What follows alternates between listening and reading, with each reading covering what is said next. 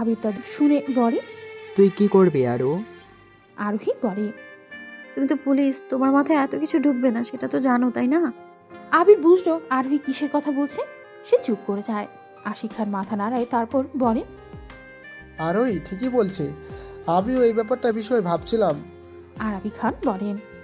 তোমরা কোন বিষয় নিয়ে কথা বলছো আমাকে একটু বলবে? আশিক খান আরবির দিকে তাকিয়ে বলে। বলতে হবে না, নিজের চোখেই দেখা সবটা। আচ্ছা আরু মা, আমি উঠি, খাবার শেষ করে ওষুধ খেয়ে নিবে কেমন? চেয়ার ছেড়ে উঠে আরোহীর কপালে আদরের স্পর্শ করে আশিক খান। মেয়েকে বড্ড বেশি আদর করেন তিনি। আরোহী ও মাকে তাকে জড়িয়ে ধরলো আহ্লাদি গলায় বলে। বাবা তাড়াতাড়ি ফিরবে, কিন্তু আজ অনেক গল্প করব। আশিক হাসলেন, নরম গলায় বলেন। ঠিক আছে মা। আশিক খানকে বিদায় জানাতে আরবি খানও বাহিরে গেলেন। আরোহী চেয়ারে বসে আবিরের দিকে তাকায়। আবির তার দিকেই তাকিয়ে আছে। আরোহী বলে। কি হলো, তুই এখনো বসে থাকবি? পুলিশ মানুষ, এত দেরি করে যাবি? আবির চোখ ছোট ছোট করে তাকায়। তারপর আরোহীর মুখের সামনে খাবার ধরে বলে। আমি মিস্টার খান নই যে নির্দিষ্ট সময় মিটিংয়ে না গেলে আমার $1,00,000 লস হয়ে যাবে। আমি হলাম আবির খান, বুঝলি? এখন নে খাবার খা, তোকে খাবার খাইয়ে তারপর ঔষধ দিয়ে এরপর আমি যাব। আরোহী মুখ ছিটকে বলে। উফ ভাইয়া, আমি আর খাবো না, ভালো লাগে না আমার খেতে। আর কত ওষুধ খাওয়াবে আমার, বলো তো? আবির আরোহীর মুখে খাবার পুরে দিয়ে বলে। যতদিন তুই পুরোপুরি সুস্থ না হচ্ছিস ততদিন। আরোহী খাবার চিবোতে চিবোতে বলে। আমি তো একদম সুস্থ, দেখো। আবির বলে। হ্যাঁ, দেখি তো কতটা সুস্থ আপনি। শরীর এতটাই সুস্থ যে একটু পরেই জ্ঞান হারিয়ে পড়ে যান। আর তুই আজ সকালেও বমি করেছিস, তাই না? আরোহী মাথা নত করে নেয়। তার শরীরটা আসলে অনেক খারাপ যাচ্ছে দিন বা দিন। বেশ দুর্বল হয়ে যাচ্ছে, মাঝে মাঝে হালকা বমি তো আছেই। আরোহী এই সব কিছুকে পাত্তা দেয় না। যদিও ডাক্তার টেস্ট করিয়েছিল, তবে এখনও রিপোর্ট হাতে পায়নি তারা। আরোহী অতিরিক্ত জখম আর দুশ্চিন্তার কারণে এইসব হচ্ছে বলে চালিয়ে দেয়। কিন্তু আসলে কি তাই? আবির আরোহীকে পানি দিল, তারপর আরোহীকে বলে। বনু, তোকে কতদিন বারণ করেছি যে সকালে উঠে খালি পেটে ঠান্ডা পানি খাবি না। এই কারণেই আজ সকালে তোর বমি হয়েছে, তাই না? আরোহী একটা সুযোগ পেল, তাই মাথা ঝাঁকিয়ে হ্যাঁ বলল। আবির আলতো করে আরোহীর মাথায় গাঁটটা দিয়ে বলে। পাগল বোন আমার, কথা শুনে না একদম। আরোহী হাসল। আবির আরোহীকে খাবার খাইয়ে দিল পুরোটা। খাবার শেষে দুজন মিলে বেশ সময় গল্প করল। আরোহীর দিনকাল ভালোই যাচ্ছে এখন। এই তো তার পরিবার আছে। নিজের পরিবারকে পেয়ে পৃথিবীর সব সুখ পেয়ে গিয়েছে সে। কেন খুঁজে পাওনি তুমি তাকে? হ্যাঁ, কেন? কথা বলো ড্যামেট। গগন কাঁপানো হুঙ্কার দিয়ে কথাটা বলেই হাত থাকে ফাইলটা টেবিলের উপর ছুঁড়ে মারল অধীর। রাগে রক্তিম হয়ে গেল তার মুখশ্রী। চোয়াল শক্ত হয়ে এলো তার। দাঁতে দাঁত চেপে ধরে নিজেকে নিয়ন্ত্রণ করার ব্যর্থ চেষ্টা করছে সে। শুভ্রর মাথা নত করে দাঁড়িয়ে আছে। ইদানিং অধীরের রাগ অনেকটাই বেড়ে গিয়েছে। মুখে সব সময়ই লেগে থাকে গাম্ভীর্যতা, তার সাথে একরাশ বিরক্তি তো আছে। এই 3 সপ্তাহ অধীরের অবস্থা সম্পূর্ণ নাজেহাল হয়েছে। প্রতিটা কাজেই সে বিরক্ত। এর সাথে সবার উপর বিনা কারণেই রাগে ঝাড়ে। এই তো এখন সামান্য একটা লোককে না পাওয়ার কারণে অধীরের রাগের শেষ নেই। আরোহী চলে যাওয়ার পর থেকে তার এমন পরিবর্তন। সবসময় রাগি রাগি ভাব নিয়ে থাকে অধীর। কখনো হাসে না, হয়তো হাসতে ভুলে গিয়েছে সে। শুভ্র অধীরকে বলে। স্যার, আমাকে আর কিছুক্ষণ সময় দেন, আমি অন্যকে খুঁজে নিয়ে আসবো। অধীর শুভ্রর দিকে তাকিয়ে বলে। হোয়াট ডিড ইউ সে? সময়? শুভ্র হাতে সময় নেই আমাদের কাছে। অধীর চৌধুরী সময় নিয়ে কোনো কাজ আজ অব্দি করেনি, আর না করবে। যা করার জলদি করো। আমি কাল রাতের ফ্লাইটে ফেরত যাচ্ছি বিড়িতে। সো যা করার তাড়াতাড়ি করো। ওকে আমার চাই চাই। শুভ্র বুঝল না সামান্য একজন মানুষের জন্য অধীর এমন করছে কেন। কি সম্পর্ক তার সাথে অধীরের? আরোহীর চলে যাওয়ার পরপরই অধীর দেশ ছেড়ে চলে আসে নিউ ইয়র্কে। বলতে গেলে আরোহীর স্মৃতি থেকে পালাতেই সে এখানে এসে পড়ে। তবে তার পিছু ছাড়েনি আরোহীর স্মৃতি। সবখানেই দেখা মেলে আরোহীর প্রতিবিম্ব। অধীর একটা দীর্ঘশ্বাস ফেলে। টেবিলের উপরে থাকা ফোনটা বেজে উঠল। স্ক্রিনে জ্বলজ্বল করছে রায়মা নামটা। অধীর একটা দীর্ঘশ্বাস ফেলে ফোনটা রিসিভ করে। অপর পাশ থেকে কথা শুনে সে বলে। আমি কাল ফিরবো। অধীর কলটা কেটে দেয়। অপর পাশে রায়মা দীর্ঘশ্বাস ফেলে। অধীরকে নিয়ে তার বেশ চিন্তা। অধীরের পরিবর্তন রায়মা মানতে পারছে না। রাইমা চায় না যে আরোহী অধীরের জীবনে ফিরুক। আরোহীকে অধীর থেকে দূরে রাখতে চায় সে, তবে এর বদলে অধীরকে হারানোর কোনো কথাই আসে না। নিজের জীবনে অনেক কিছু হারিয়েছে সে, আর কিছু হারানোর ক্ষমতা তার নেই, সে সহ্য করতে পারবে না। সময় বিকেল 4টা। মন খারাপ করে খোলা আকাশ দেখছিল আরোহী। মনটা আজ বড্ড খারাপ তার। এখন শ্বাস নিতেও তার বেশ বিরক্ত লাগে, কেমন ভ্যাপসা গরম লাগছে। একটু ঠান্ডা কিছু খেতে পারলে হয়তো তার ভালো লাগতো, কিন্তু এখান থেকে উঠতে মন চাইছে না তার। এই হলো আজকালের জ্বালা তার। হঠাৎ মন খারাপ তো হঠাৎ ভালো, হঠাৎ করেই ঠান্ডায় কম্পন ধরে শরীরে, আবার হঠাৎ করেই আগুনের তাপ অনুভব করে সে। আরোহী একটা দীর্ঘশ্বাস ফেলে। হঠাৎ করেই বারান্দায় আসতো আবির। গায়ে জড়িয়ে আছে বাড়ির পোশাক, মানে সে বাড়ি ফিরেছে অনেক আগে। আবির এসে আরোহীর পাশে চেয়ারটায় বসতো। আরোহীকে বলে, কিরে, মন খারাপ করে এখানে বসে আছিস কেন? আরোহী মুখ তুলে তাকায়। আবিরকে দেখে একটু হাসতো সে, তারপর বলে, কোথায় মন খারাপ? এমনি বসেছিলাম। কখন এলে? এই তো কিছু সময় আগে। তো একা একা কি করছিস? একা কোথায় ভাইয়া?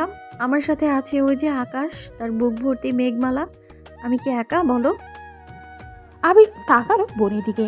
আরোহীর গাল টেনে বলে, চল বনু, আজ তোকে বাইরে নিয়ে যাই। আরোহী মাথা নিচু করে পড়ে। না ভাইয়া, তুমি যাও, আমি যাব না। কেন? এমনি ভাল লাগে না আমার। আবির হাসতো, হাসতে হাসতে গড়াগড়ি খাচ্ছে সে।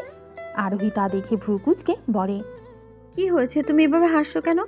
আবির হাসতে হাসতে বলে, ভেবেছিলাম আমার বোনটা বাকি 5টা মেয়েদের মতো নয়, পরে দেখি আসলেই এই জেনারেশনের মেয়েদের মতো। খালি বলেছিস ভাল লাগে না আমার।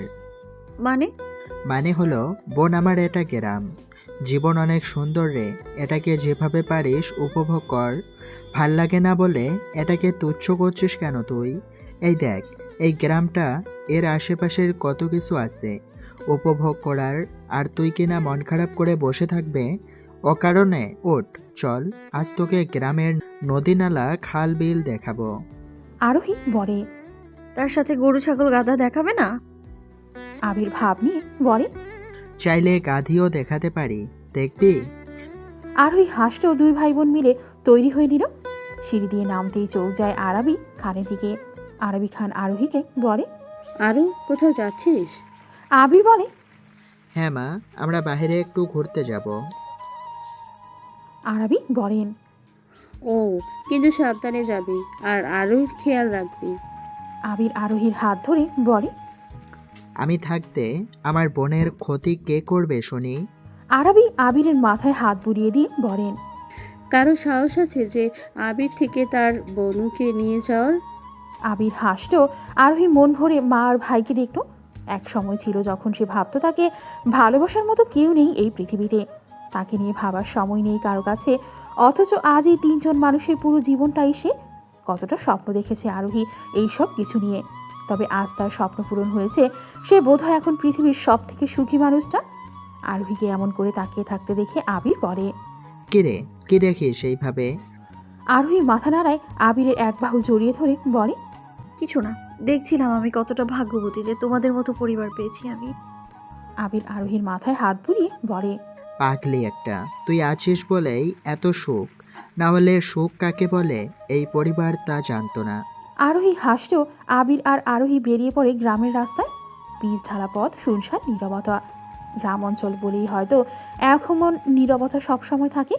আরোহী বায়না ধরেছে সে গাড়ি করে যাবে না, হেঁটে হেঁটে গ্রামের সৌন্দর্য উপভোগ করতে করতে যাবে। বোনের আবদার ফেলতে পারে না আবির। আরোহীর হাত ধরে হাঁটতে লাগলো। গ্রামের চিকন সরু রাস্তায় হাঁটতে থাকা আরোহীর মনটা কেমন উদাস হয়ে গেল। আবিরকে বলতে লাগলো, ভাইয়া, কখনো কাউকে ভালোবেসেছো? কখনো কাউকে ভালোবেসে তীব্রভাবে আঘাত পেয়েছো? আবির থামলো বোনের কথায়। চোখ ফিরিয়ে আরোহীর মুখটা দেখলো। আবির জানে আরোহী কেন এইসব বলছে।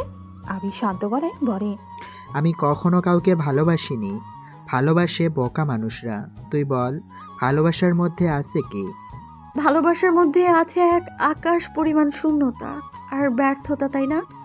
আবিরের গলা ধরে আসছে, চোখ ছলছল করছে, কথাখানা বলতে তার কষ্ট হচ্ছে। শ্বাসরুদ্ধকর কষ্ট যেন সে অনুভব করছে। আরোহী নিজেকে শান্ত করলো। আবিরের দিকে তানি গিয়ে খানিক মিথ্যা হাসি দিয়ে বলে, ভাইয়া, ভালোবাসা আসলে বোকা মানুষেরা করে। আবির শান্ত গলায় বলে, তাদের মধ্যে তুইও কি আছিস, তাই না? আরোহী চোখ নামিয়ে নেয় ধরা গলায়, বলে। না। আবির কিঞ্চিত পরিমাণে হাসল। আমি তোর চোখে অধীরকে হারানোর বেদনা দেখেছি। ভুল দেখেছো তুমি। তাহলে কি বলতে চাইছিস তুই? অধীরকে ভুলে গিয়েছিস? আরোহীর চুপ, একদম নিশ্চুপ সে। আবির তার চুপ থাকা দেখে বলে। তোর চুপ থাকা আমাকে আমার উত্তর দিয়ে দিয়েছে আরু। হুম। এদিকে আয়। আরুকে জড়িয়ে ধরে আবির। ভাইয়ের বুকে মাথা রাখলো আরোহী। আবির আরোহীর মাথায় হাত বুলিয়ে দিয়ে বলে। বাড়িতে থাকার সময় তুই কিছু প্রকাশ করতে পারিস না, কিন্তু আমি তো তোর ভাই, তোকে ভালো করেই চিনে ফেলেছি। আরু নিজের মনের কথা প্রকাশ কর বোন। আরোহী জোরে জোরে নিঃশ্বাস নিল অনেক কষ্টে, বলে। ভাইয়া ভাইয়া ভাইয়া হ্যাঁ বল, আমি শুনছি। ভাইয়া, আমি ওকে ভুলতে চাই ভাইয়া, ভুলতে চাই তাকে। তবে কেন অদৃশ্য শক্তি ওকে ভুলতে দেয় না আমায়?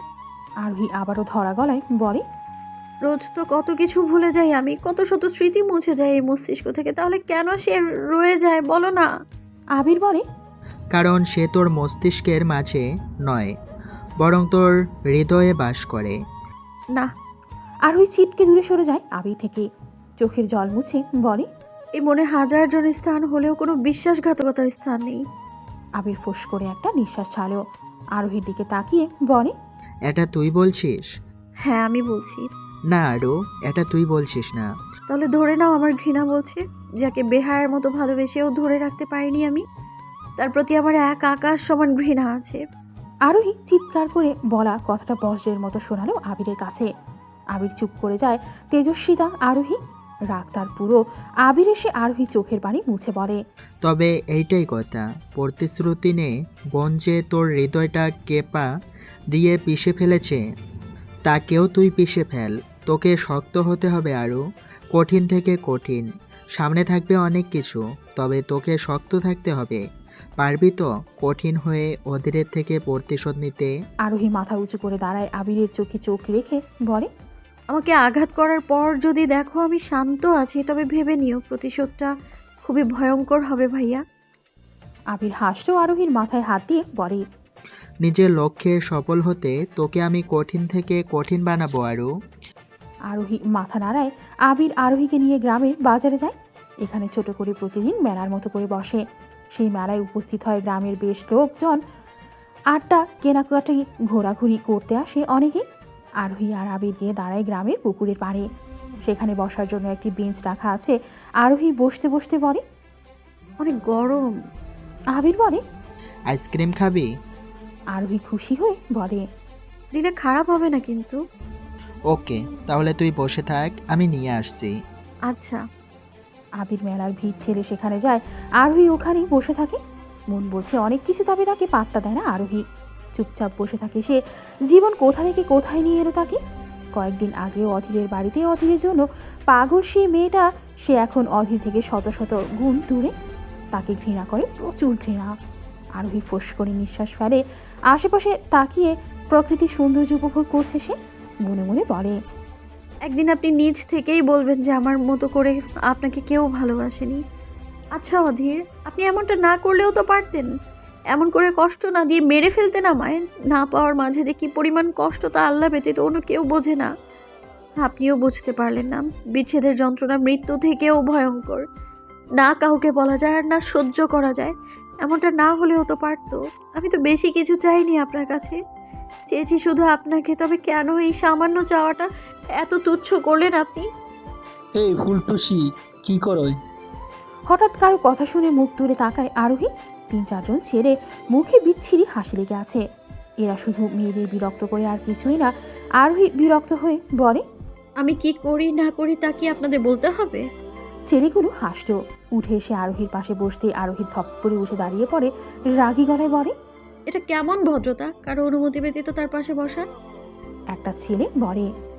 আমরা কি বদবলুক মনে হয়? আরোহী নিজে ঘাড় বাঁকা করে বলে। তো আমাকে কি সাধারণ মেয়ে বলে মনে হয়? ছেলেগুলো একে অপরের মুখ চাওয়াচাই করে বলে। হ্যাঁ হবি, নিশ্চিত কোনো বাবার পরী। আরোহী পাকা হাসল। নিচু গলায় বলে। সব মেয়েরা বাবার পরি হয় না, কিছু কিছু মেয়েরা বাবার বাঘিনীও হয়। কথাটা বলেই মাথা তুলে তাকিয়ে আরোহী বলে। তোদের তো কোনো কাজ কাম নেই, তাই না? তাই তো আমায় জ্বালাতন করছিস। ছেলেগুলোর মধ্যে একটা ছেলে বলে। বাহ, তুই তো দেখি সব জানিস। আরোহী একটা নিঃশ্বাস ফেলে বলে। হ্যাঁ, সব জানি, আর এটাও জানি কিভাবে তোদের সাহায্য করতে হয়। ছেলেগুলো রেগে গিয়ে আরোহীকে বলে। কি বলিস, আমাদেরকে সাহায্য করবি? জানিস আমরা কে? আমি কি তোদের প্রতিবেশী হই না তোদের গার্লফ্রেন্ড হয়েছে জানবো তোরা কে? ছেলেদের মধ্যে একটা ছেলে বলে। শাড়িটা তো বেশ কথা বলছে দেখছি। আরোহী তা শুনে বলে। আমি কি আমার বোনকে তোদের সাথে বিয়ে দিয়েছি যে শালি হয়ে গেলাম তোদের? বেশি বলছিস কিন্তু তুই। আরোহী রাগী গলা এগিয়ে এসে বলে। কি ভেবেছিস মেয়েরা দুর্বল হয়? মেয়েদের দুর্বল পেয়ে তাদের উপর নিজেদের জোর খাটাবি? ভেবেছিলি আমি বাকি মেয়েদের মতো বলবো বাঁচাও বাঁচাও বাঁচাও? বাঁচাও শব্দটা শ্রবণ হতেই পা জোড়া থেমে যায় যুবকটির। মোটা ভ্রু জোড়া কুচকে পা বাড়ায় সামনের দিকে। শব্দের মালিককে দেখার বেশ আগ্রহ জাগ্রত হলো তার মনে। নিজের উত্তেজনাকে দমিয়ে রাখতে না পেরে সোজা সেখানে চলে আসলো। গম্ভীর গলায় সামনে থাকা ছেলেগুলোর উদ্দেশ্য করে বলে। কি সমস্যা? আরোহী তাকালো অজ্ঞাত যুবকটির দিকে, কিন্তু নিজের রাগকে দমিয়ে রাখতে ব্যর্থ সে। ছেলেগুলো যুবকটির কথা পাত্তা না দিয়ে আরোহীকে বলে। তোকে আজ আমরা দেখে নিব। আরোহী বলে। দেখবি যখন ভালো করেই দেখ। যুবকটি বুঝে গেল সবকিছু। আরোহীর দিকে এগিয়ে আসতেই আরোহী ইশারা করল। ছেলেটা আরোহীর হাত ধরো শক্ত করে। আরোহী অন্যদিকে না তাকিয়ে তেড়ে আসা একটা ছেলের পেটের মধ্যে দিল লাথি। পেট চেপে ধরেই ছেলেটা মাটিতে বসে পড়ল। আরেকজন এগিয়ে আসতেই যুবকটি আরোহীকে ধরে রাখা হাত দিয়েই দিল তার নাক বরাবর খুশি। মাটিতে পড়ে যায় সে। বাকি দুজনের মধ্যে একজন সাহস করে এগিয়ে আসতেই আরোহী সহ যুবকটি একত্রে লাথি মারো তার বুকে। ছিটকে গিয়ে গাছের সাথে বাড়ি খেয়ে পড়ে যায় সে। শেষের জনের আর সাহস হয় না, সে একটা দৌড় দিয়ে পালিয়ে যায়। আরোহী তাকে উদ্দেশ্য করে বলে। পালাচ্ছিস কেন ভিতু? আমাকে না দেখে নিবি? তাহলে এখন দৌড়ে দিচ্ছিস কোথায়? আয় এদিকে আয়। আরোহীকে টেনে পিছিয়ে নিয়ে এলো যুবকটি। তখনই আবির সেখানে আসে। আবির আরোহীকে এতটা রেগে থাকতে দেখে বলে। কিরে, কি হয়েছে? আর কিয়ান, তুই এখানে? কিয়ান নামটা শুনতেই থেমে যায় আরোহী। তার পাশে দাঁড়িয়ে থাকা যুবকটির নাম তবে কিয়ান। কেমন অদ্ভুত নাম তার। কিয়ান হাসতো আবিরের কাছে গিয়ে বলে। ভাইরে, এটা তোর আরও? Like seriously? মনে হচ্ছিল খানবাড়ির বাঘিনী। আরোহী পাত্তা না দিয়ে বলে। ভাই এনি কে? আবির বলে। কিয়ানকে তুই চিনিস? ভাইয়া অ্যানি কে? আরোহীর এমন কথায় আবির চাইল কিয়ান নামক যুবকটির দিকে। কিয়ান একটা হাসি দিল। আবির আরোহীকে বলে। কিয়ান আমাদের ছোট ফুপুর ছেলে। আরোহী আর চোখে কিয়ানকে দেখে নিল। নামের মতোই অদ্ভুত দেখতে এই কিয়ান। দেখতে একদম বিদেশির মতো। ধবধবে ফর্সা গায়ের রং, ব্রাউন কালার সিল্কি চুল, লম্বা সরু নাক, ছোট ছোট চোখ, মেয়েদের মতো গোলাপি রঙের ঠোঁট। আরোহী অবাক হয়ে কিয়ানকে বলে। আপনার চোখের মনি নীল কেন, সাপের মতো? কিয়ান তাজ্জব বনে যায়। তার চোখের মণি নীল তাই বলে আরোহী তাকে সাপের সাথে তুলনা করবে? কিয়ান কপট রাগ দেখিয়ে আবিরকে বলে। I know my eyes colour is different but. Arohi কিয়ানের ইংরেজি ভাষা দেখে চোখ মুখ কুঁচকে নেয়, বিরক্ত গলায় বলে। দেখতে ভিন দেশিদের মতো, নামটাও তেমন, আর মুখের ভাষা তো আর নাই বলি। আবির হাসত। আরোহী কিয়ানকে বলে। এই যে জিয়ান। কিয়ান বলে। My name is Kiyan, not Jiyan. Arohi পাত্তা না দিয়ে বলে। হোয়াট এভার, কিয়ান হোক আর জিয়ান, আপনি যাই হন না কেন আমার সাথে এই ইংরেজি ভাষায় কথা বলবেন না। কেন, তুমি কি এই ভাষা বুঝো না? আরোহী কপাল কুঁচকে বলে। আমি কেন বুঝবো না? সব বুঝি আমি, কিন্তু বাংলাদেশে থেকে বাংলা কেন বলবেন না? কিয়ান গা ছাড়া ভাব নিয়ে বলে। তোমার মতো বাঙালি আমি হতে চাই না ভাই। আরোহীর মুখের সামনে এসে কথাটা বলতে আরোহী নিজের মুখটা সরিয়ে নেয়, বিরক্ত নিয়ে বলে। আমি ভাই না বোন হই আপনার। কিয়ান নিজের মাথা চুলকে বিড়বিড় করে বলে। মিস হয়ে গেল রে। আবির কিয়ানের মাথায় আলতোভাবে চাপড় মেরে বলে। কি মিস হয়ে গেল? কিয়ান আচমকাই থতমত খেয়ে যায়। একবার আরোহীর দিকে তো একবার আবিরকে দেখে বলে। কোথাও কিছু না তো? আরোহী বিরক্ত গলায় বলে। সহ্য। কিয়ান আবিরকে বলে। ভাই, তোরা এখানে কি করছিলি? আর ওই বা ওদের মারলো কেন? মার তো দিচ্ছিল না, মনে হচ্ছিল কারো দীর্ঘদিনের রাগ বার করছিল। কিয়ানের কথায় আবির আরোহীর দিকে তাকায়। কঠিন থেকে কঠিনতর মুখশ্রী তার। অধীরে সবটুকু রাগ আজ ওই ছেলেদের ওপর ফেলেছে আরোহী। আবির বিড়বিড় করে বলে। ঠকে যাওয়া নারীদের পরিবর্তন খুবই ভয়ঙ্কর হয়। আবির আরোহীর হাতে আইসক্রিম ধরিয়ে দিয়ে কিয়ানকে উদ্দেশ্য করে বলে। হঠাৎ তুই এখানে? কিয়ান আরোহীর হাত থেকে আইসক্রিমটা নিতে নিতে বলে। আমি তোর বোনকে রক্ষা করলাম, আর তুই আমাকে সেবা না করে তোর বোনকে করছিস। আরোহী তা শুনে কপালে ভাঁজ করে বলে। সরি, বাট আপনি কি বললেন? আপনি আমায় রক্ষা করেছেন? কিয়ান হাসি মুখে বলে। জি। আরোহী কিয়ানের হাত থেকে আইসক্রিম নিয়ে বলে। জি না, আমাকে রক্ষা করার কারো দরকার পড়েনি। আরোহী খান নিজে নিজে রক্ষা করতে পারে। আর এটা আমার আইসক্রিম, আমি আমার জিনিস কাউকে দিই না। যদি বেশি কিছু করে তবে কেড়ে নেয়। কিয়ান শান্ত গলায় বলে। চিল আরও চিল, এত হাইপার হইও না। কিয়ানের কথায় আরোহী কেন যেন রাগ করে লাগলো। ছেলেটাকে দেখলেই রাগ লাগছে কেন তার? কে জানে কি হলো? হঠাৎ করে মুড সুইং কেন হলো তার? আইসক্রিমটা মুখে পুরে নিল সে। আবির আর কিয়ান নানা কথা বলছে, আরোহী তাতে পাত্তা না দিয়ে হারছে। কিয়ান একটু পরপর গা জ্বালানো হাসি দিচ্ছে। আরোহী এতে বেশ বিরক্ত, কিন্তু এই সামান্যতম জিনিসকে আরোহী পাত্তা দিতে চায় না, বরং সে অন্য ভাবনায় মগ্ন এখন। অনেক কষ্ট করে তার মাথায় এইসব বুদ্ধি এসেছে। আরোহী হাঁটছে আর ভাবছে। হঠাৎ করেই মনে হলো সে অধীরকে দেখছে। পা দুটো থেমে যায় আরোহীর। চোখ বন্ধ করে বার কয়েক শ্বাস নেয় সে।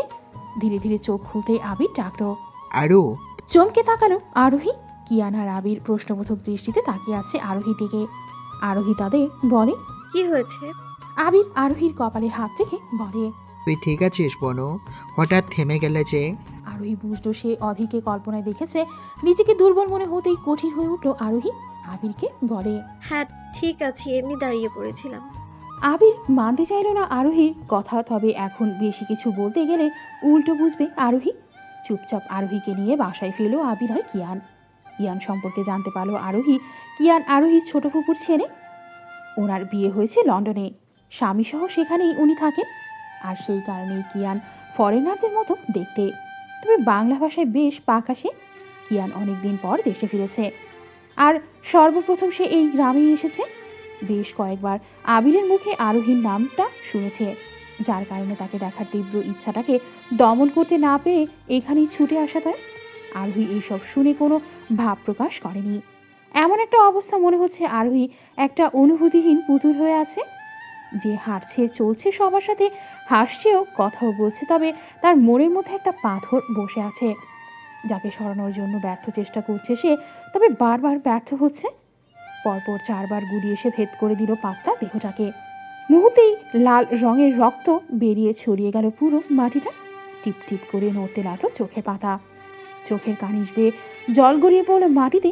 মুখের ক্ষতগুলোর উপর পুনরায় আঘাত করলো অধীর। চোয়াল শক্ত হয়ে আছে তার। রক্তচক্ষু নিয়ে তাকিয়ে আছে মাটিতে পড়ে থাকা নিথর দেহটাকে। হাত পা রাগের বশে ক্রমাগত কাঁপছে। দাঁতে দাঁত চেপে হিস হিস করে হুঙ্কার ছাড়ো। তোর চিফ টেনে ছেড়ে কুকুরকে খাওয়াবো বলেছিলাম না? সাহস কত তোর? অধীর বিরুদ্ধে যাওয়ার সাহস করেছিস? আমার সাথে বিশ্বাসঘাতকতা করার শাস্তি কি তা তুই জানিস না? শুভ্র ভয়ে থরথর করে কাঁপছে। অধীর রাগী, ভীষণ রাগী, তবে এইবার অতিরিক্ত রাগ হয়েছে তার। এমন ভয়ঙ্কর রূপ অধীরে কখনো দেখেনি অভ্র। অধীরের মত আসলেই অনেক পাষাণ লোকজন আছে যে এইভাবে মারছে, তার হিসেব নেই শুভ্রর কাছে। তবে আজকেরটা দেখে তার অন্তরাত্মা কাঁপছে। শুভ্রর ভয়কে পাত্তা না দিয়ে অধীর মৃত ব্যক্তির চুলের মুঠি টেনে ধরে রাগী গলায় বলে। জানোয়ার, আমার সাথে ধোকা কি পেয়েছিস সবাই? অধীর শান্তি মতো বসে থাকবে? নো ডিয়ার, অধীর বসে থাকার লোক নয়। কয়েকদিন ধরে চুপচাপ আছি বলে মনে করেছিস অধীর ভয় পেয়েছে? মাথাটাকে ঠাস করে মাটিতে ফেলে দিল অধীর। তা দেখে শুভ্র বলে। স্যার ও মারা গিয়েছে তো? রক্তবর্ণ চোখ নিয়ে তাকাতেই চুপ করে যায় শুভ্র। মাথা নত করে নেয় অধীর। উঠে এসে তার সামনে দাঁড়িয়ে আদেশের সুরে বলে। ওকে চাই। ভয়ে ভয়ে শুভ্র বলে। জি কাকে স্যার? আরোহী খানকে। ধমকের সুরে কথাটা বলে অধীর। মাথায় আগুন পুরো ধরেছে তার। চিৎকার করে বলে। যে কোনো মূল্যে যা কিছু বিনিময় হোক, ওকে আমার চাই। I need her. আমার দরকার তাকে। মাটি ঘুরে পারিস, নদীর বাঁধ ভেঙে পারিস, যেভাবে পারিস ওকে খুঁজে এনে দে, নাহলে আমি সবকিছু ধ্বংস করে দেব। কথাটা বলে অধীর হনহন করে বেরিয়ে যায়। মাথায় এত রাগ যে সবকিছু ধ্বংস করে দিবে সে। রুমে এসে এলোমেলো ভাবে সবকিছু ভাঙচুর করতে লাগলো অধীর। আয়নায় এক ঘুষি দিয়ে চূর্ণ বিচূর্ণ করে দিল। হাতের তালু বেয়ে রক্ত টপ টপ করে পড়ছে, কিন্তু কোনো মতেই তার রাগ তার নিয়ন্ত্রণে আসছে না। নিজের চুল টেনে ধরে চিৎকার দিল সে। আরোহী খান, তোকে আমি শেষ করে দেব। Just wait. তোর জীবন আমি নরকে পরিণত করে দেব। নিজের বাবার মতো করে আমার পিছনে লাগছিস, তাই না? বাট তোরা বাপ মেয়েরা কেন ভুলে যাস? জঙ্গলে বাস করে বহুজন, কিন্তু সেখানে রাজ করে একজন, আর এই জঙ্গলের রাজা হলাম আমি।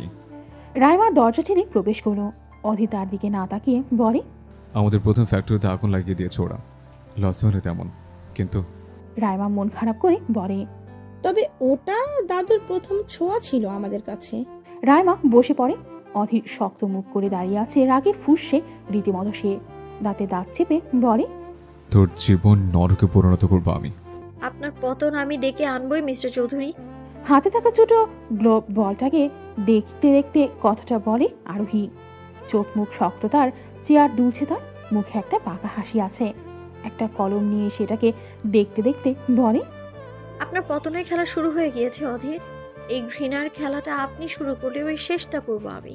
দেখবেন আপনি যে নারীর ভালোবাসা থেকে তার ঘৃণাটা কত ভয়ঙ্কর হয়। আরোহী চেয়ার ছেড়ে উঠে দাঁড়ায়।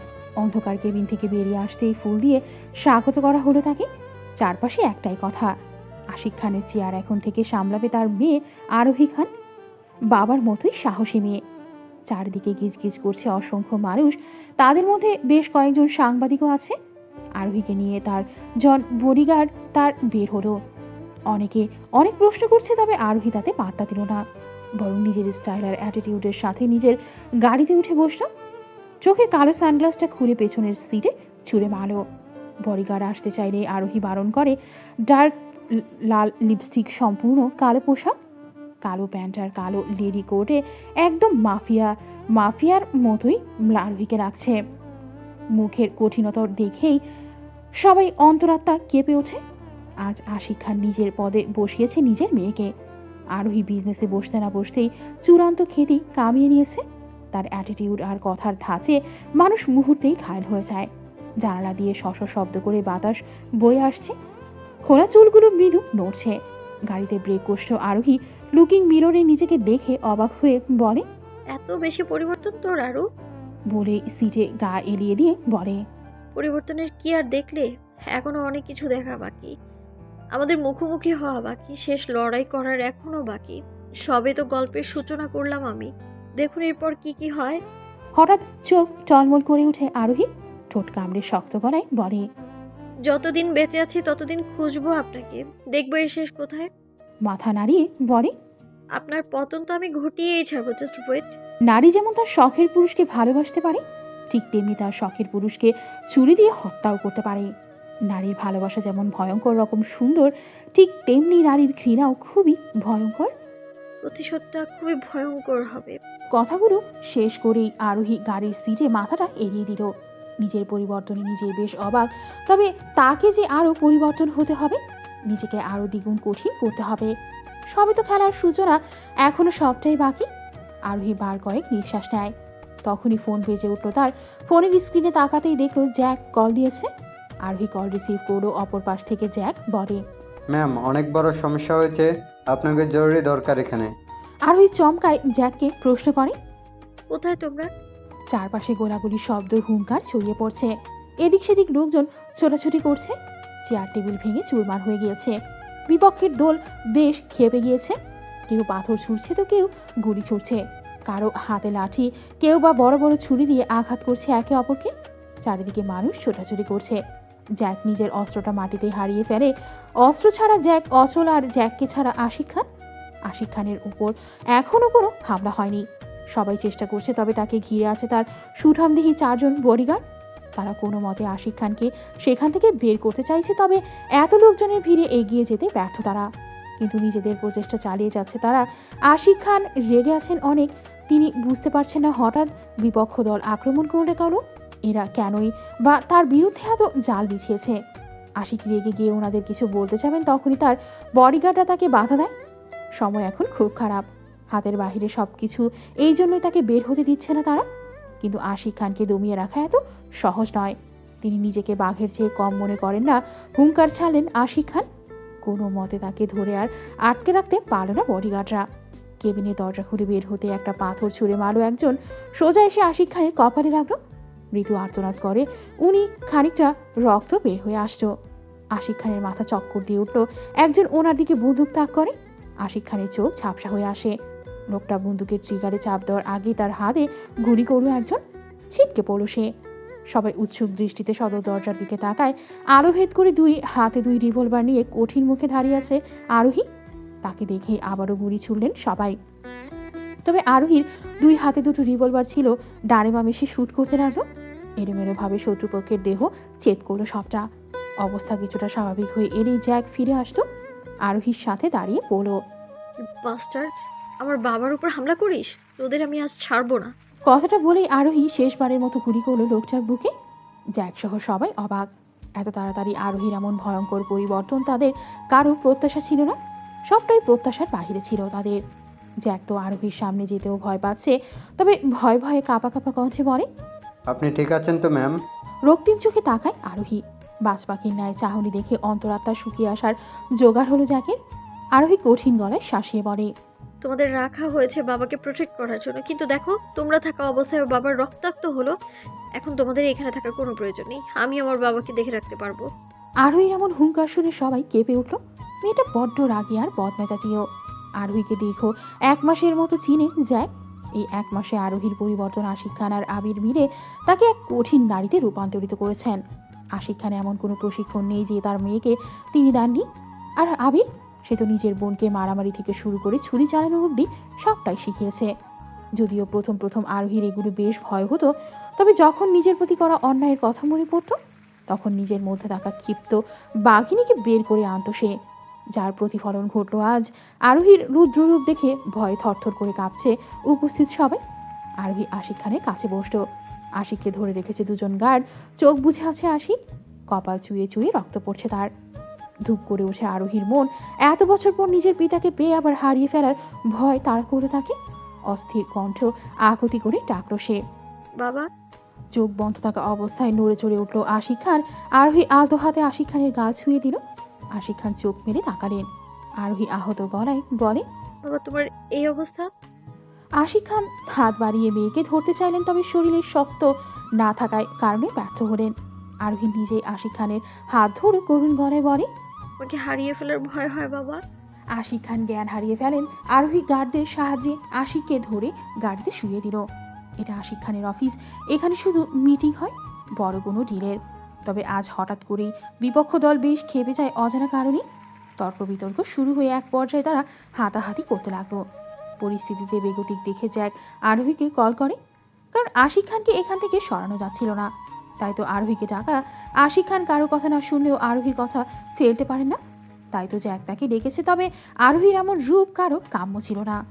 আরোহী আশিক খানের মাথাটা নিজের কোলে নিয়ে নিল। ড্রাইভারকে তাড়া দিয়ে বলে, দ্রুত গাড়ি হসপিটালের দিকে নিয়ে যান। ড্রাইভার সম্মতি জানিয়ে গাড়ি চালাতে আরম্ভ করলো। আরোহী আশিকের রক্ত লাল হয়ে যাওয়া কপালে হাত রাখল। বুক ধুকপুক করছে তার। নিজের পিতার রক্ত দেখে নিজেকে শান্ত করতে ব্যর্থ, কিন্তু আরোহী ঠায় বসে আছে। সে ভেঙে পড়বে না। আরোহী আশিকের মাথায় হাত বুলিয়ে দিতে দিতে শক্ত চোখে বাহিরে তাকায়। মনে মনে বলে, আপনি তো এটাই চান যে আমি দুর্বল হয়ে যাই, তাই না মিস্টার চৌধুরী? তবে খুব দুঃখের সাথে বলতে হচ্ছে যে আপনার এই চাওয়াটা কখনোই সফল হবে না। আমি কখনো দুর্বল হব না। অন্ধকারাচ্ছন্ন রুমে এলোমেলো জিনিসপত্র। খালি রুমে আপাতত কেউ নেই। অন্ধকার রুমে পিনপতন নীরবতা বিরাজ করছে। কাঁচ ভেঙে মেঝেতে পড়ে আছে। ইজি চেয়ারে বসে মাথা নিচু করে আছে অধীর। হাতটা চেয়ারের হাতায় রাখা। আঙুল চুয়ে চুয়ে রক্ত টপ করে কাঁচের টুকরোর উপর পড়ল। হুট করেই চোখ খুলে নিল অধীর। চোয়ার শক্ত থেকে হঠাৎ করেই শান্ত হয়ে গেল। হু হু করে হাসতে শুরু করলো সে। হাসতে হাসতে এক প্রকার পাগল হয়ে উঠল অধীর। চেয়ারে মাথা এড়িয়ে দিয়ে অট্ট হাসিতে মেতে উঠল অধীর।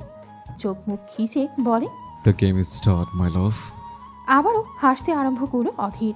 হাসতে হাসতে রুমের থাকা বড় আয়নার দিকে নজর দেয়। অধীরের হিংস্র মুখশ্রী সেখানে স্পষ্ট দেখা যাচ্ছে। অধীর ডানে বামে ঘাড় ঘুরিয়ে তাকায়। নিজের হাতের রক্ত দেখে হাসছে অধীর। হিস হিসিয়ে অধীর বলতে লাগলো, এই ঘৃণার খেলাটা শুরুটা কে করেছে তা তো জানোই। এখনো শেষটা না হয় আমিই করব, কি বলো? সামনে বসে থাকা কারোর সাথে কথাটা বলে অধীর। বসে থাকা ব্যক্তিটি মাথা নাড়ায়। অধীর উঠে দাঁড়ায়। শক্ত কঠিন গলায় বলে, আমি আশিক খানকে তেলে তেলে শেষ করব। ওদের আমি ছাড়বো না। আর মা ছিল আরোহী, সে তো একটা পুতুল, ওকে যেভাবে সবাই চালাবে ও ঠিক সেভাবে চলবে। তখনই রাইমা পেছন থেকে বলে, তাই বলে কি আরোহীকে ছেড়ে দেবে? ও কিন্তু আমাদের জন্য সবচেয়ে বড় বিপদ। আপনি কিছু বলছেন না কেন অধীরকে? অজ্ঞাত চুপচাপ বসে থাকলো। অধীর রাইমার দিকে তাকিয়ে বলে, আশিক খান আমার টার্গেট, আর কেউ নয়। রাইমা নাকচ করে বলে, না, পুরো খান বংশ আমাদের শত্রু। আরোহী থাকলে আমাদের সমস্যা হবে তো। অধীর বাঁকা চোখে তাকিয়ে বলে। সমস্যা হলো তো খেলায় মজা পাবো। রাইমার মুখটা কালো হয়ে গেল। রাইমা চায় না আরোহী অধীরের জীবনে ফিরে আসুক, সে চায় আরোহী অধীর থেকে অনেক দূরে থাকুক, আর সে এটাই করবে। রাইমার সামনে বসে থাকা সেই অজ্ঞাত ব্যক্তিটির দিকে করুণ চোখে তাকিয়ে আছে। অধীর শুভ্রকে ডাকে, শুভ্র এসে মাথা নত করে দাঁড়ায়। অধীর নিজের হাসি বজায় রেখেই বলে, সব বড় বড় নিউজে এই খবর দিয়ে দাও যে দ্য টপ বিজনেসম্যান আশিক খানের গোপন ফ্যাক্টরির রহস্য ফাঁস হয়ে গিয়েছে। বাকিটা তারাই ভালো করে সামলে নেবে। রাইমা চোখ মুখ কুঁচকে বলে, এটা কোন গোপন ফ্যাক্টরি? অধীর ঘাড় ঘুরিয়ে তাকায়। রাইমা প্রশ্নের জবাবের আশায় চেয়ে আছে, তবে অধীর তার উত্তর না দিয়ে উল্টো বলে, আশিক খানের ধ্বংসের খেলা শুরু হয়ে গেছে। শুনেছি হসপিটালে নাকি অ্যাডমিট করা হয়েছে। তা শুভ্র, আমার পক্ষ থেকে একটু উপর তাদের পাঠিয়েছিস কে? শুভ্র বাঁকা হাসতেও অধীর বুঝে নিল। অধীর মনে মনে বলে, অধীর রায় চৌধুরীকে হাজার ধাক্কা দিয়ে মাটিতে ফেলতে পারবে না সুইটহার্ট, বাট মাই লাভ, তুমি তো এক ধাক্কায় সামলাতে হিমশিম খাবে। So sad dear. শয়তানি হাসি ফুটে উঠল অধীরের ওষ্ঠে। তার মাথার বিরাট কিছু চলছে তা বুঝতে বেগ পেতে হলো উপস্থিত কারোরই।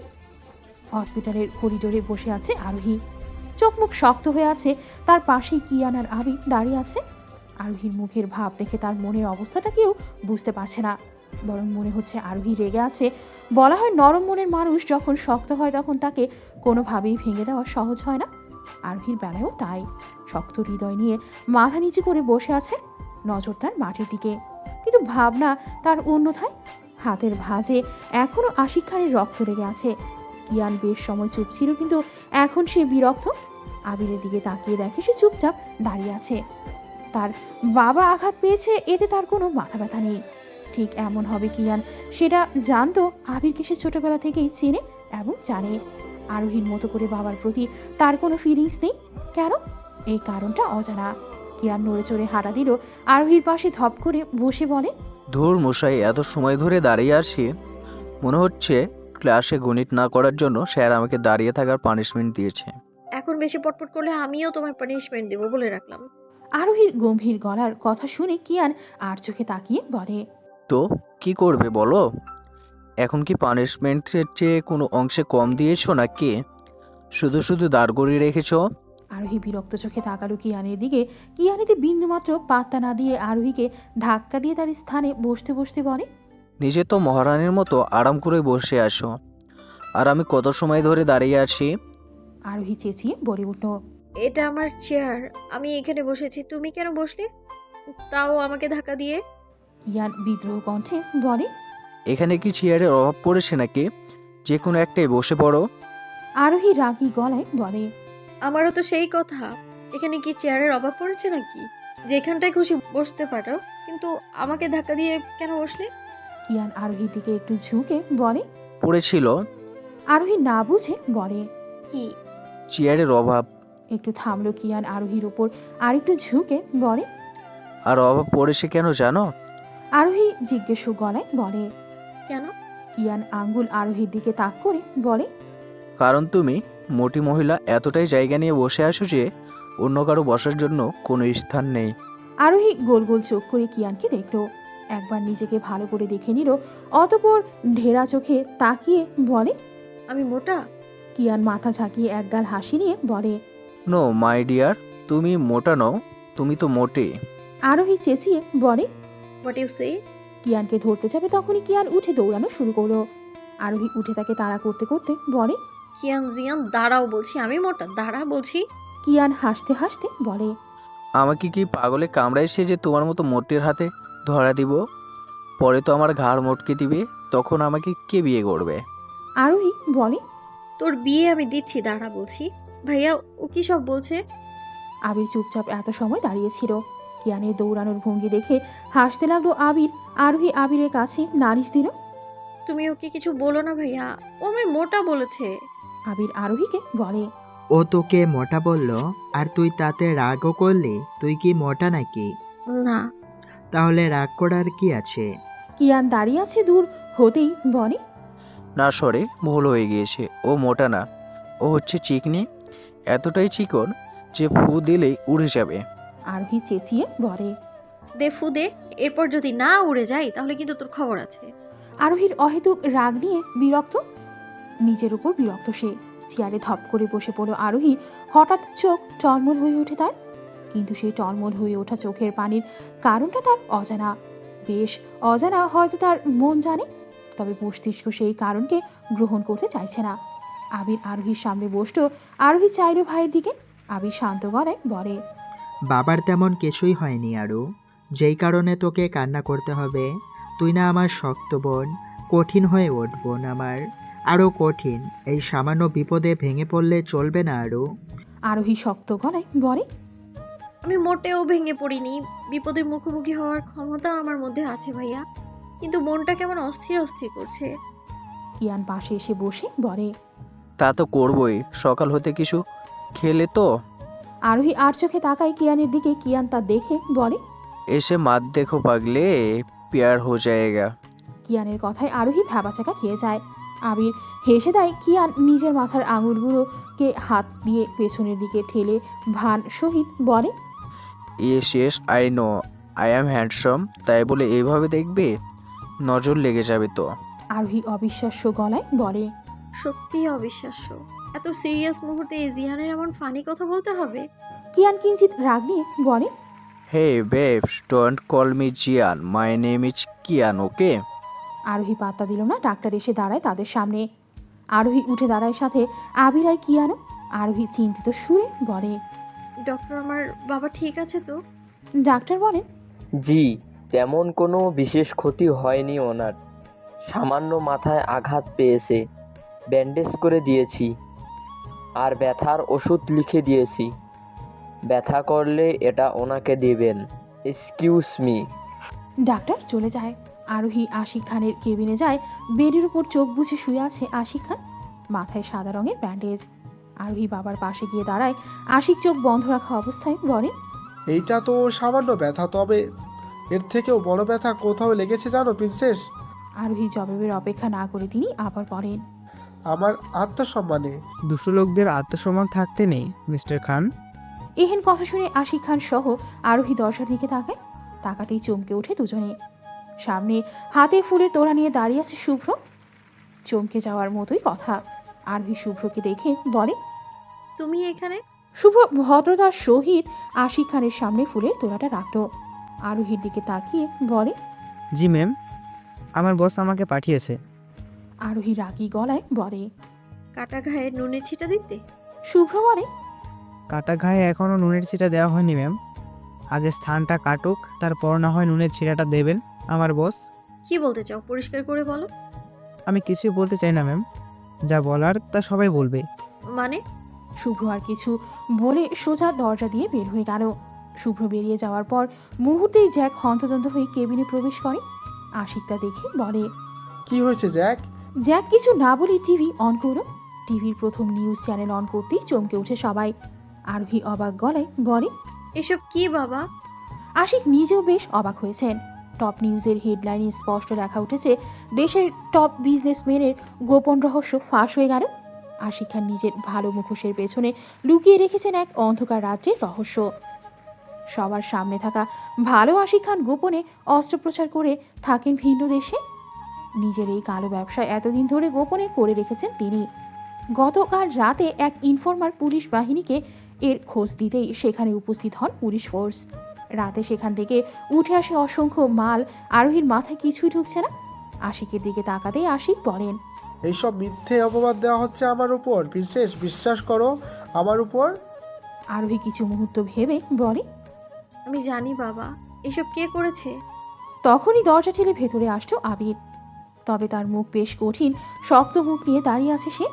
তার পেছন পেছন আসলো দুজন কনস্টেবল। আবির শক্ত গলায় বলে। Mister Ashiq Khan, you are under arrest. হতবাক আরোহী। আশিক বেশ ভরকে যায়, হঠাৎ এমন কিছু একটা হবে এটা তার কাম্য ছিল না। আরোহী তড়িঘড়ি করে আবিরের সামনে গিয়ে বলে, ভাইয়া ভাইয়া তুমি কি বলছো এসব? তুমি নিজের বাবাকে অ্যারেস্ট করবে? তুমি তো জানো এইসব মিথ্যা, তাই না? আর বাবার শরীরটা দেখো ভাইয়া।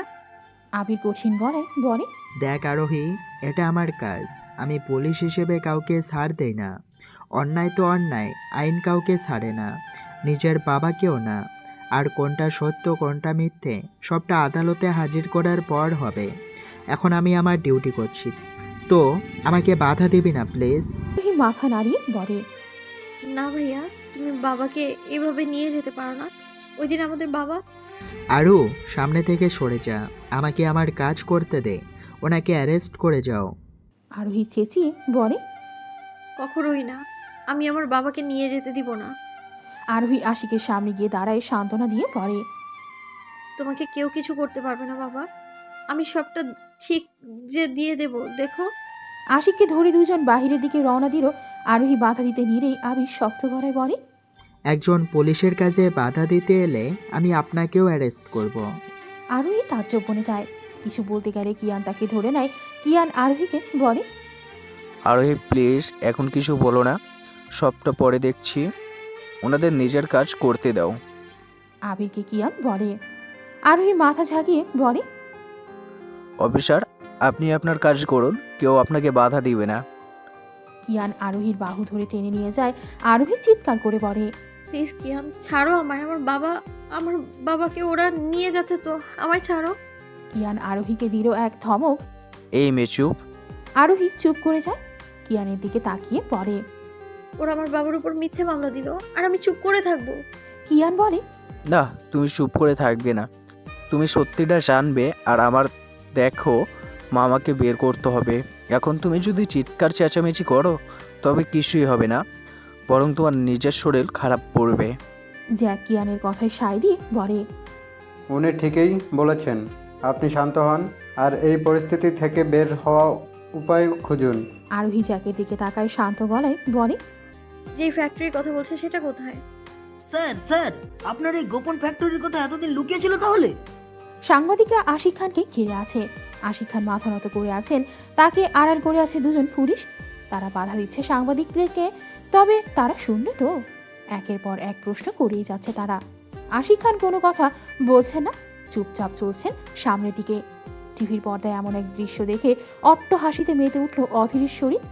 হাসতে হাসতে সোফায় মাথা এড়িয়ে দিল সে, কিন্তু হাসি যেন কিছুতেই থামছে না। পুরো রুমে শুধু অধীর একা। তার সামনেই টিভি চলছে, যেখানে আশিক খানের সঙ্গে সাংবাদিকদের সম্মিলনে দৃশ্য স্পষ্ট। আশিক খানের মন নত মস্তিষ্কের দৃশ্য অধীরের মন কেড়েছে দারুণ। খুশি তার নাক মুখ দিয়ে উপচে পড়ছে, হাসতে হাসতে হাঁপিয়ে উঠেছে সে, তবুও থামবার নাম নেই। অধীর হঠাৎ মুখ শক্ত করে নেয়, কঠিন গলায় বলে, এখন খেলা জমবে, দারুণভাবে জমবে। মাথাটা সোফায় এলিয়ে দিয়ে শান্ত গলায় বলে, আমাকে ভেঙে ফেলার ক্ষমতা এখনো কারোই হয়নি। এ জগতে এমন কেউ নেই যে আমাকে টক্কর দেবে। আছে একজন। চোখ খুলে তাকায় অধীর। রাইমা দরজা খুলে তার সামনে এসে দাঁড়ায়। অধীর ভ্রু কুঁচকে বলে, কে? রাইমা না চাইতেও বলে, আরোহী। অধীর পাত্তা না দিয়ে বলে, মজা করিস নাকি? রাইমা জোর গলায় বলে, আমি মোটেও মজা করছি না। তোমাকে টক্কর দেওয়ার মতো একজন এসে পড়েছে। টিভি দেখো। অধীর টিভিতে চাইল, যেখানে স্পষ্ট দেখা মিলল কিছু একটার। রাইমা বলে, কি হলো, চুপ করে গেলে কেন? দেখো, যাকে তুমি মামলা দিয়েছো সেই মামলাকে মিথ্যা প্রমাণিত করে জেলে যাওয়ার আগে তাকে ছাড়িয়ে নিয়েছে। এমনকি হসপিটাল এরিয়ার বাইরেও যেতে হয়নি তাদের। তার আগে সব প্রমাণ জোগাড় করে আরোহী আশিক খানকে ছাড়িয়ে নিয়েছে। আর অধীর চোয়াল শক্ত করে বলে, আর রাইমা বলে, কাটা গায়ে কিভাবে নুনের ছিটা দিতে হয় তাও দেখিয়ে দিল। আজ রাত খানবাড়িতে বিশাল পার্টির আয়োজন করেছে সে। বলতে পারো এই পার্টিটা আশিক খানের বেকসুর খালাস হওয়ার খুশিতে রাখা হয়েছে। যাবে? রাইমা ভেবেছিল অধীর রেগে যাবে কিংবা ভাঙচুর করবে, তবে তাকে সম্পূর্ণভাবে ভুল প্রমাণিত করে দিয়ে অধীর হাসতে লাগলো। এই হাসিটা রাইমার শরীরে কাটা দিয়ে উঠল। হঠাৎ অধীর হাসছে কেন, বিষয়টি বুঝতে পারল না রাইমা। অধীরের দিকে প্রশ্নসিক্ত নয়নে চেয়ে রইল। অধীর রাইমাকে দেখে দাঁতে দাঁত চেপে বলে, এখন তো আরো বেশি মজা হবে। যদি আমি তাদের এমনিতে হারিয়ে ফেলে তাহলে কি হবে বলতো? একটু মজা পাবো নাকি? কয়েকজন মরবে, কয়েকজনকে মারবে, তারপর খেলায় ফিরবো। রাইমা নির্লিপ্ত ভঙ্গিতে বলে, মা মা ছোট শব্দ, তবে মনের মধ্যে ঝড় তুলে দিল অধীরের। জোয়ার শক্ত হয়ে এসেছে হঠাৎ করেই, তার এতটা শক্ত যে তার কপালের রগ পুরো স্পষ্ট। রাইমা হাঁটু ভেঙে তার সামনে বসে পড়ল। অধীরের দিকে তাকিয়ে ছলছল চোখে বলে, কথা দাও আমাকে জয় নিয়েই ঘরে ফিরবে, মায়ের প্রতিশোধ নেবে। আমি যা সহ্য করেছি তা আর কেউ সহ্য না করুক। প্লিজ, আমি চাই তুমি জয় নিয়ে ফেরো। অধীর কিছু বলে না, চুপচাপ বসে থাকে। প্রচুর মাথা ব্যথায় কোকিয়ে উঠল মেয়েটা। এক হাত কপালে রেখে আবারও শুয়ে পড়ল সে। চোখ বুঝে বার কয়েক নিঃশ্বাস নিল সে। লম্বা প্রতিটা নিঃশ্বাস জানান দিচ্ছে মেয়েটা বড্ড ক্লান্ত। সারাদিনের ক্লান্তি এসে হানা দিয়েছে শরীরে। হাত পা ঝিনঝিন করছে তার। কয়েকবার বমির ফলে এখন নিঃশক্তি হয়ে পড়ে আছে। আরোহী পিটপিট করে চোখ খুলে চারপাশে চোখ বুলিয়ে বুঝতে চেষ্টা করলো সে কোথায়। কয়েক মিনিট এভাবে থেকে বুঝে নিল সে কোথায়। মাথায় হাত দিয়ে উঠে বসতে চাই সে। কিয়ান ছুটে এসে আরোহীকে অস্থির গলায় বলে, আরও আরও আর ইউ ওকে নাও? আরোহী কিয়ানের অস্থির মুখটা দেখে বলে, কি হয়েছে? আরোহী কাঁপা কাঁপা কণ্ঠের কথা শুনে সে আরো দ্বিগুণ উত্তেজিত হয়ে ওঠে। কিয়ান ডাক্তারকে বলে, ডক্টর আপনি চেক করে দেখুন, ও এখনো ঠিক মতো কথা বলতে পারছে না। কিয়ান ডক্টরের সাথে কথা বলছিল। আরোহী মাথা হেরিয়ে আবার পড়ে যেতে নেয়। কিয়ান আরোহীর মাথাটা নিজের বুকের সাথে চেপে ধরে। চোখ বুঝে নিল আরোহী। ধীরে ধীরে সবটা মনে পড়ল। আরোহী মাথা তুলে কিয়ানকে বলে, বাবা কোথায়? কিয়ান ভ্রু কুচকে আরোহীকে একবার দেখে বলে, তোমার অবস্থা আগে দেখাও, তারপর বাবার চিন্তা। আরোহী পাত্তা না দিয়ে বলে, বাবা কোথায় এটা বলো আগে। কিয়ান বিরক্ত নিয়ে বলে, আসে আসে, তোমার বাবা আসে, বাড়িতে আসে উনি। ও। আরোহীর মাথা আবারও ঘুরে উঠল।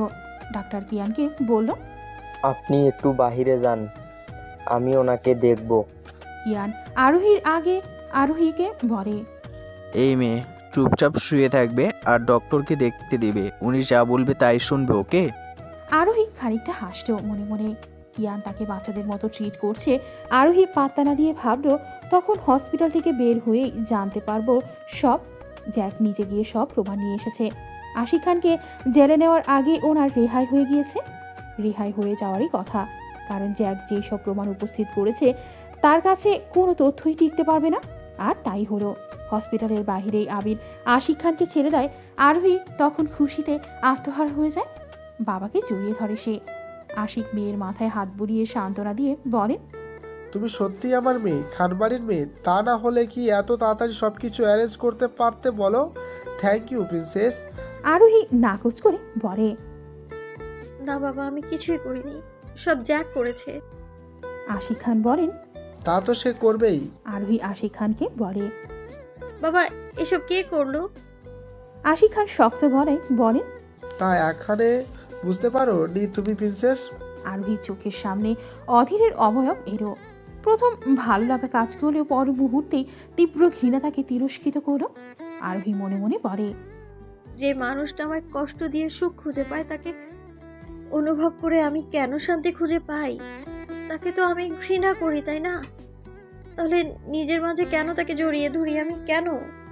আরোহী মাথা নাড়িয়ে বলে, আমি বুঝতে পেরেছি বাবা কে এটা করেছে, সবটা পরে দেখা যাবে, তুমি বাড়ি যাও এখন।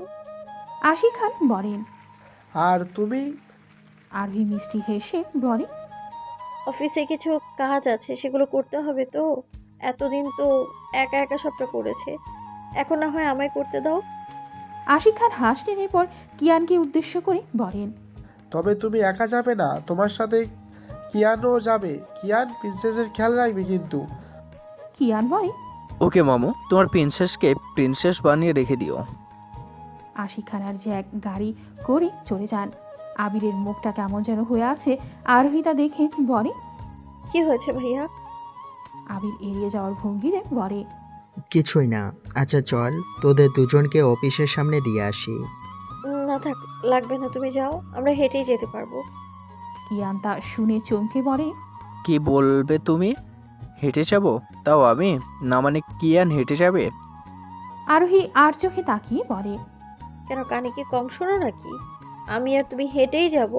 আর তুমি না বলেছিলে যে আমি মোটা, তো এখন হেঁটে চিকন হব, চলো। নো নো, আমি হেঁটে গেলে রাস্তার মেয়েরা আমাকে নজর দিবে। আমি যেই হ্যান্ডসাম ছেলে, পরে আমি তাদের কালো নজরে যদি কালো হয়ে যাই তাহলে কি হবে বলো তো? আরোহী বিরক্ত হয়ে বলে। তুমি আর মানুষ হবে, চলো। কিয়ান না বলে। আরোহী কিয়ানের হাত ধরে বড় বড় পা ফেলে হাঁটতে লাগলো। কিয়ান তো রীতিমতো লাফালাফি করছে। ছাড়ো ছাড়ো আমাকে। আরোহী কিয়ানের কলার চেপে ধরে নিয়ে যাচ্ছে। কিয়ান এবার চেঁচিয়ে বলে, বাঁচাও বাঁচাও বাঁচাও আমাকে। দেখো দেখো, সবাই এই গুন্ডি মাস্তানি মেয়ে আমাকে তুলে নিয়ে যাচ্ছে, বাঁচাও। কিয়ানের চিৎকার শুনে রাস্তার কিছু লোক তাদের দিকে তাকিয়ে আছে। আরোহী তা দেখে নিল, কিয়ানকে এক ঝাড়ি দিল। চুপ, একদম চুপ। এমন বাংলা সিনেমার নায়িকাদের মতো চেঁচামেচি কেন করছো? আর কি বললে, আমি গুন্ডি মাস্তানি? কিয়ান মাথা দুলিয়ে বলে। হ্যাঁ। আরোহী তেড়ে গিয়ে বলে, দিব এক চর। কিয়ান নিজের দুই গালে হাত দিয়ে মুখটা পিছিয়ে নিয়ে বলে, আমার এমন সুন্দর গালে হাত দিও না, কালো হয়ে যাবে তো। আরোহী বাঁকা চোখে তাকিয়ে বলে, যেই না চেহারা, নাম রেখেছে পেহারা। What is pair? তোমার চিন্তা হবে না, এখন চেঁচামেচি বন্ধ করে চলো তোমার সাথে। কিয়ানার কথা বাড়ায় না। সে জানে বেশি কিছু বললেই আরোহী তেড়ে আসবে। তাই ভদ্রলোকের মতো আরোহীর পিছু পিছু হাঁটতে লাগলো সে। আরোহী হাঁটছে রাস্তায়, অফিস বেশ দূরে নয় তাদের, তাই হেঁটেই যাচ্ছে সে। এই দীর্ঘ কয়েকটা দিন তার বেশ ভারী গিয়েছে। একা একা রুমের মধ্যে বসে কাটিয়েছে দিনের অর্ধেকটা সময়। মন খারাপ করে বসতে দিল না আবির। আর কয়েকদিন পর তো এই কিয়ান নামক বিপদটা তার কপালে জুটল। আসার পর হতেই কিছু না কিছু করে তাকে জ্বালিয়েছে এই ছেলেটা। আরোহী জানে, সবাই তার মনকে ভালো করার জন্য এইসব করছে। আরোহী সবাইকে এটা দেখায় যে সে কতটা শক্ত, কতটা কঠিন। তার একটিও মন খারাপ হয় না, বরং সে অনেক খুশি। কিন্তু আদৌ কি আরোহী খুশি? আদৌ কি তার মন খারাপটা দূর হয়েছে? হাঁটতে হাঁটতে হঠাৎ করেই রাস্তার মাঝে একটি গাড়ি দ্রুত গতিতে ছুটে এলো। আরোহীর পা দুটো কয়েক মুহূর্তের জন্য সেখানে স্থগিত হয়ে গেল।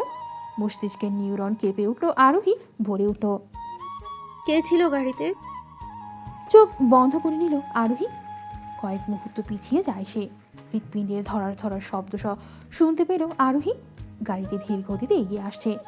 আর তার মধ্যে গম্ভীর মুখে বসে আছে একজন সুদর্শন যুবক, যার পরে ছিল সম্ভবত কালো পোশাক, যেটা সে বেশি সময় পরে থাকে।